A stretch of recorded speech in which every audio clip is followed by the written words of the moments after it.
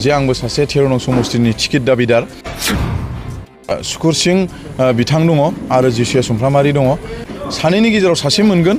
निश्चय बे 13 नं समस्तिनिफ्राय जोंनि बिपिएफ दोला देरहागोन आं आसा खालामदों एबार बिपिएफ दोलोखौ जोङो सरकार लाबोनांगौ हाग्रामा सारनि दैदेननाय जे बिपिएफ दोलो बे बिपिएफ दोलोखौ दिनै अनसायफिनबाय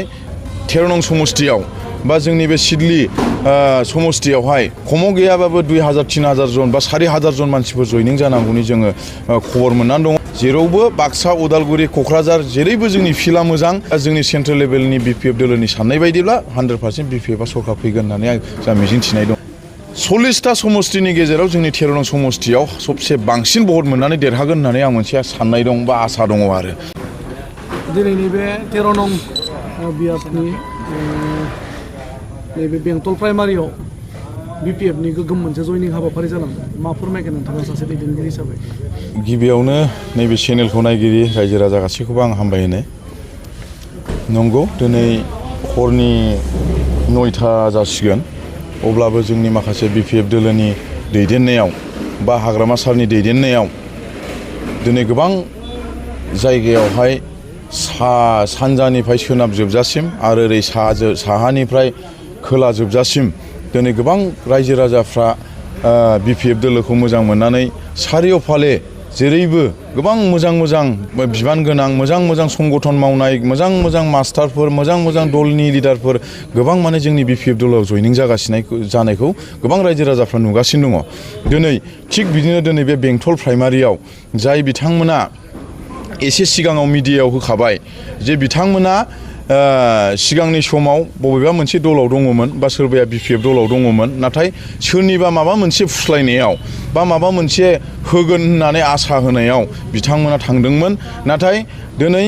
हाग्रामा सारनि दैदेननाय जे बिपिएफ दोलो बे बिपिएफ दोलोखौ दिनै अनसायफिनबाय बेखायनो बिथांमोनखौ आं रोजा साबायखर आरो दिनैहाय जोंनि बे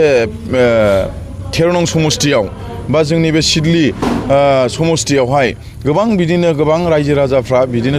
जयनिं जानो होननानै जों कन्टेक्टआव जागासिनो आरो निश्चय अबेबा जायगायाव जोङो लिस्टल' खालामनानै दङ खमाव गैयाबाबो 2000-3000 जन बा 4000 जन मानसिफोर जयनिं जानांगौनि जोङो खबर मोननानै दङ आरो अलरेडि माने लिस्ट खालामखाबाय बे साननै सानथामनि गेजेरावनो बे जयनिं प्रग्रामखौ जों लाबाय थागोन आरो जोंनि मेन उद्देश्यआनो जादों जाहैबाय एबार बिपिएफ दोलोखौ जोङो सरकार लाबोनांगौ आरो बिपिएफ दोलोखौ जोङो सरकार लाबोनानै जोंनि रायजो राजानि माखासे समस्या बेफोरखौ जोङो मावगोन आरो जेब्लानाखि जोंनि बिपिएफ दोलोआ 17 बोसोराव सरकार सालायनायावहाय गोबां गिदिर खामानिखौ मावदों नाथाय बे सेलेखा ओनसोलाव थानाय माखासे फिसा खामानिखौ मावनो हायाखै एबार 5 बोसोर नैबे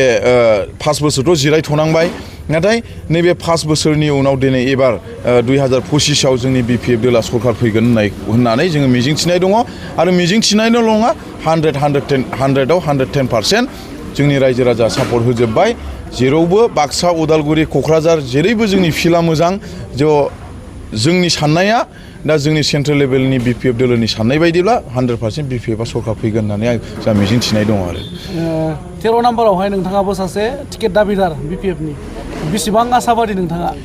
आङो नंगौ गोबां जोंनि रायजो राजाफ्रा खोनाबाय आरो मिथिनानैबो दङ आं ससियेल मिडियायाव ओंखारिया गोबाव जाबायमोन थ' रायजो राजानि खामानि मावनो बा माबा मोनसे राजनितिकनि आं सासे सेन्ट्रेल लिडार हिसाबै आङो गोबां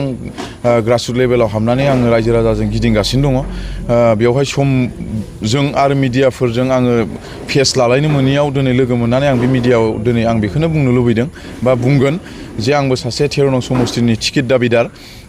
सुकुर सिं बिथां दङ आरो जिसुया सुमफ्रामारि दङ जों सानैनि गेजेराव दिनै टिकेट दाबि खालामदों आरो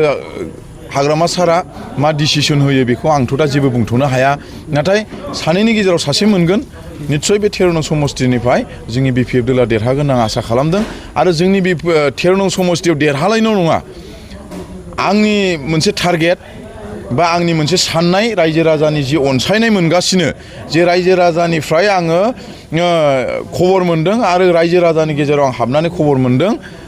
40टा समस्तिनि गेजेराव जोंनि 13 नं समस्तियाव सबसे बांसिन भट मोननानै देरहागोन होननानै आं मोनसे साननाय दं बा आसा दङ आरो रायजो राजानियाव आं बेखौनो खावलायदों जोंनि जि साननाय बे साननाया जाहाथे जाफुङो आरो रायजो राजानि माखासे सुबिदा उसुबिदाखौ जाहाथे जोङो सानै केन्डिडेटनि गेजेराव सासेया मोननाया जाहाथे मोजां भाबै जोङो खामानिखौ मावलांनो हायो जाहाथे अरायसम जाहाथे रायजो राजाफ्राबो जोंनि थाखायबो जों सानै केन्डिडेटनि थाखाय जाहाथे इसोरनाव अबंलावरिनो आर'ज खालामो जाहाथे जों रायजो राजानि मोजां खामानिखौ जों मावलांनो हायो मानो होननानै बुङोब्ला जोङो गोसो आं सासे इयुथ जानानै आंनि मावनांगौ गोबां खामानि दङ आं गोबाव समनिफ्रायनो आं जेब्लानाखि ससियेल वार्क मावबोदों बे समनिफ्रायनो आं बुंगासिनो दङ जे आंनि खामानिया मावनांगौ गोबां दङ आद्रा दङ आरो बे खामानिखौ मोनसे दलाव थानानै आङो खामानि मावगोन होननानै आङो दिनै BPF दोलोनिफ्राय आं टिकेट दाबि खालामनाय जादों। Thank you.